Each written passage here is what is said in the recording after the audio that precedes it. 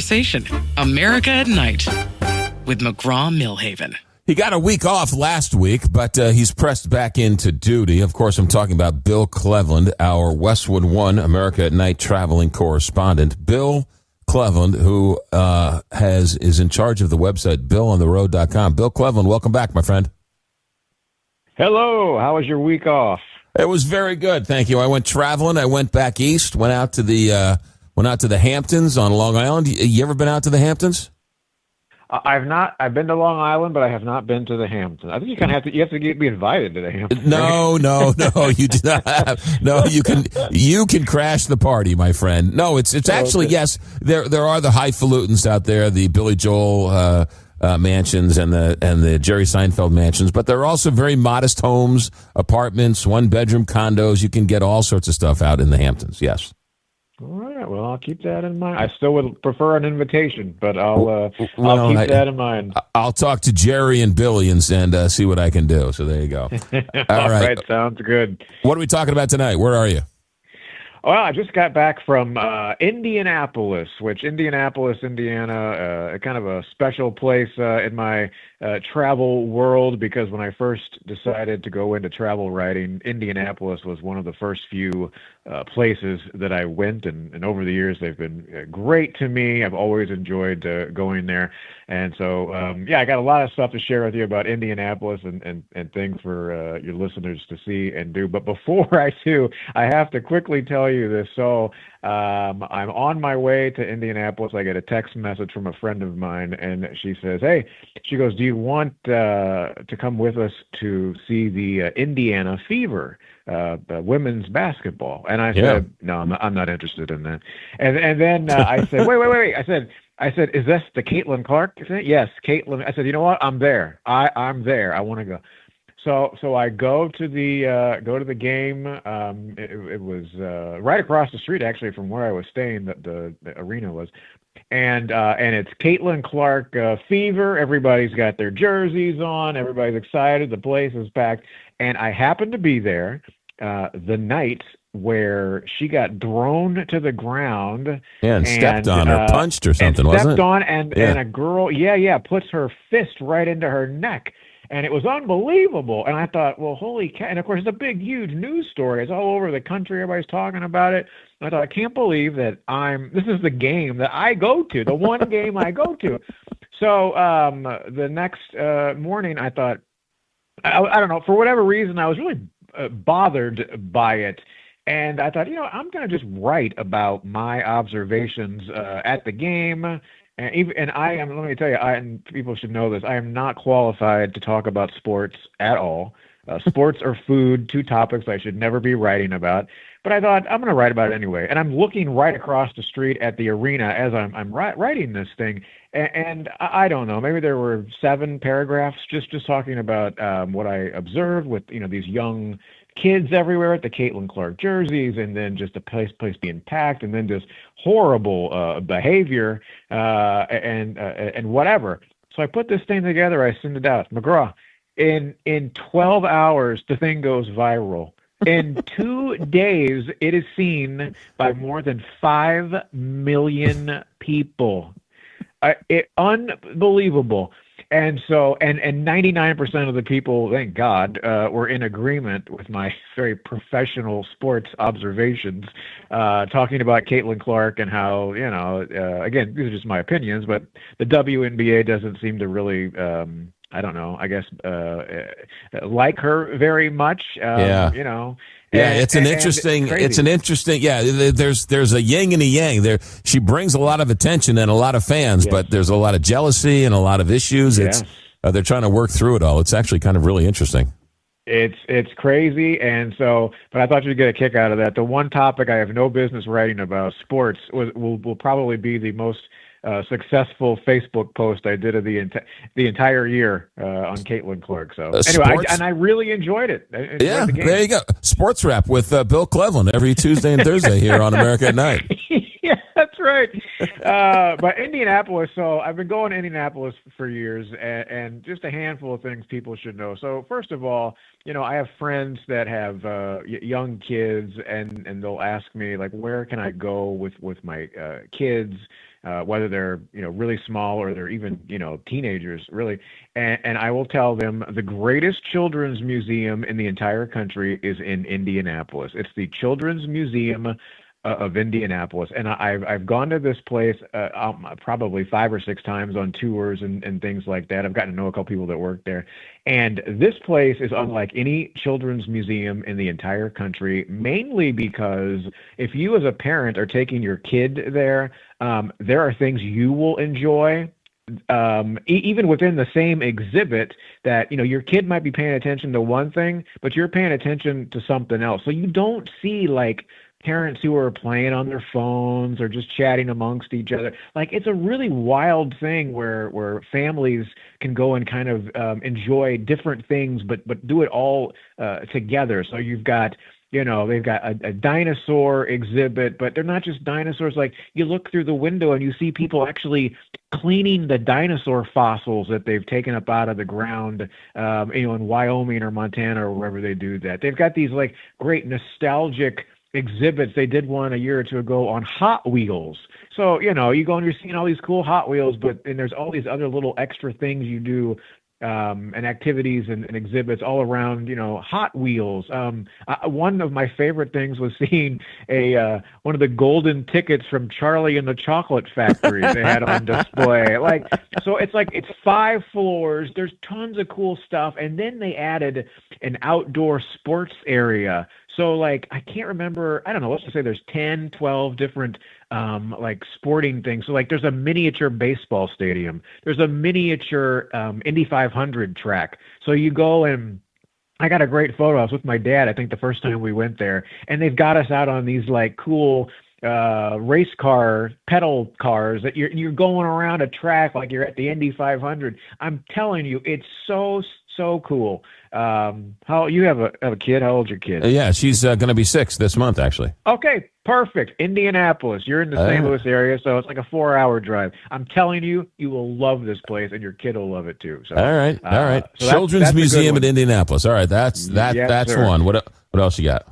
I mentioned the Indy Speedway for a second. So I went to I told you sports. I'm not good with sports, but I don't know anything about race car driving. None of that. But I went to the Indy 500 a few years ago, and I will tell you, every person on the planet should experience this once in their life. There is nothing, your brain cannot even comprehend 300, 400,000 people all coming into the same sporting event at one time. It's just unbelievable. And I used to know there's a way to gauge how big the Indianapolis Motor Speedway is. It's like you can fit there's 7 or 8 huge landmarks that you can fit inside of the speedway. It's so gigantic, and you can go and you can tour the track, obviously when they're not having a race, and then they have a really wonderful museum. So they just redid this apparently in the last year or so, and it is top notch. Again, this is coming from somebody that knows nothing about Indy cars or racing or nothing, and I really enjoyed it. It was really cool seeing all the different exhibits. So they have some hands-on stuff that you can do, seeing the cars or beautiful vehicles and stuff. It's really cool. So don't skip out on the Motor Speedway, even if you don't know anything about racing. It's such a big part of that town. Yeah, the track is 2.5 miles wide.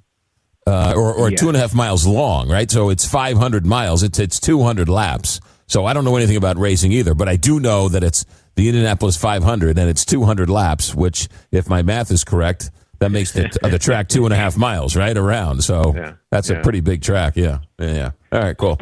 Sports, food, and math. 3 things I should not be writing about. I don't know anything about that.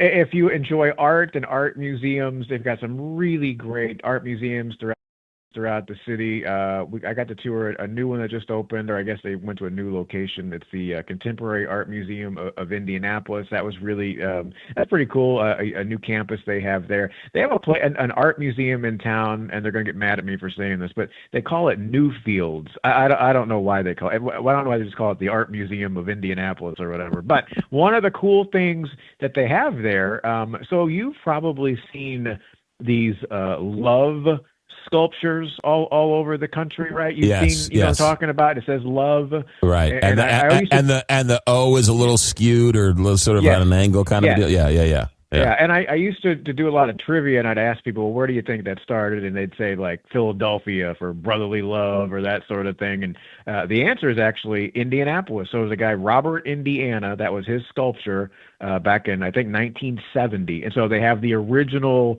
love sculpture there at the Indianapolis Art Museum, or Newfields. I don't know why they call it Was the that. guy's name really Robert Indiana? Robert Indiana. His friends called him Bob, but yes, Robert Indiana, who happened to live in Indiana. What a great life, huh? What a weird. That's a quirk yeah, of nature, it's a little I quirky. guess. I agree. Yeah. It's a little quirky. All right. Now, you and I have both spent time in the St. Louis area, known for the zoo, right? People always talk about it being one of the best zoos in the country. So Indianapolis also has a zoo. I don't know where it ranks in terms of, you know, best zoos in the country, but I will tell you something that they have. It's really cool that I've never seen at any other zoo. So they have this orangutan complex. I used to say orangutan, but I think it's orangutan. I think that's how you pronounce it. They have this special complex built for these animals, and so I guess they're apes. They can climb all over the place on these towers, and so like you're looking up and they're climbing above you. They're caged in, I guess, for the most part, and then they have some areas where they're not caged in because they think, well, I guess they're not going to jump to their death, right?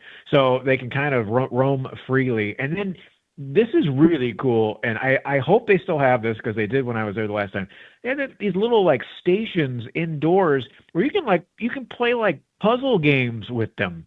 If you get them up to the glass, it's unbelievable. Like playing different games with it. Oh man, I thought it was the coolest thing. That I have never seen at a zoo before. So in other words, you can play checkers with an orangutan, is what you're telling me. Yeah. Absolutely, yeah. I'd end up losing. Yeah, I don't know if checkers was the game. Okay. It could be Connect Four for all I know, but it was yes, little puzzle games and things. And I just thought that was that's really cool and kind of unique. And then just a few other things. So you've got the Indiana State Capitol, of course, is there in Indianapolis. They're known for Monument Circle downtown, and they do this really cool patriotic light show at night that beams up on the big monument downtown, which is pretty cool. They have a canal, and you can do like pedal boat rides down the canal, or you can like walk through the canal. There's some various museums that are set aside, you know, along the water, which is kind of cool. And then they have, you have the Indiana State Museum, the NCAA Hall of Fame. I mean, there's really a lot to do in Indianapolis. And the best part for me, I stayed downtown this most recent trip. It's so walkable. Like I didn't have to use a car for the most part. I just, you walked everywhere. It was really great. Did you go to dinner? I also think Indianapolis has a huge like biking trail community. I think they have a lot of bike trails all over the place as well. Yeah. Yeah. Yes. Biking trails, and then there's a big state park there. I can't remember the name of the state park, but it's a big deal there. So I don't sleep on Indianapolis when you're talking about things to see and do throughout the Midwest and places to go. And it's really like a I can't remember the line that they use, but it's essentially like it's a one-day drive for like half the country. Like it's pretty easy to get to. Yeah. I really love Indianapolis. They got the Colts. They got the Pacers, and then the Indiana Fever with Caitlin Clark. I knew Caitlin Clark was going to be a deal when my sister, God love her, I've known her, she's right, my whole life. She's my older sister. Not once in our entire life did she ever say, "What time does the game start?" And she was staying with me, and she said, "What time does a Caitlin Clark game start?" And I thought, this is a thing. When Cheryl Milhaven is interested in Caitlin Clark, we have crossed some type of Rubicon, never to go back. Well, now you can say Cheryl and Bill Cleveland, because I don't follow it either. And I will. One of the things I wrote about in this post that I mentioned earlier was the fact that I would notice these people when I'm traveling. I'd be like at a bar or somewhere sitting down, and you'd have guys who were kind of like they were watching the WNBA with Caitlin Clark, but they were also looking over their shoulder, like to make sure that people weren't watching them watching the WNBA, Right. but they were still doing it. Yeah. And so so a lot of people like her, and yeah. There's also a new. I want to say there's a new sports bar called Sports Bra, and it's a bar that sort of caters to female sports, and they're opening up all over the country. Yeah. So something going on there. I don't know about that, and it's probably good that I don't know. Yes, I don't know about the sports bra. You can read Bill Cleveland's talk about travel and sports and math and everything else. BillOnTheRoad.com. Lovely conversation about Indianapolis, Indiana. Sounds like we got to put it on the bucket list. Bill Cleveland, good stuff as always. BillOnTheRoad.com to find out where he's going. Bill, have a good week. We'll check in with you next Thursday. Sounds good, man. Take it easy. There you go. Bill Cleveland every Thursday. Good stuff. Indianapolis. Children's Museum. He didn't mention Good Bones from HGTV, right? The HGTV show Good Bones. They were out of Indianapolis, I believe. They did a lot of good work. I always liked that show. I haven't seen that show on HGTV in a while.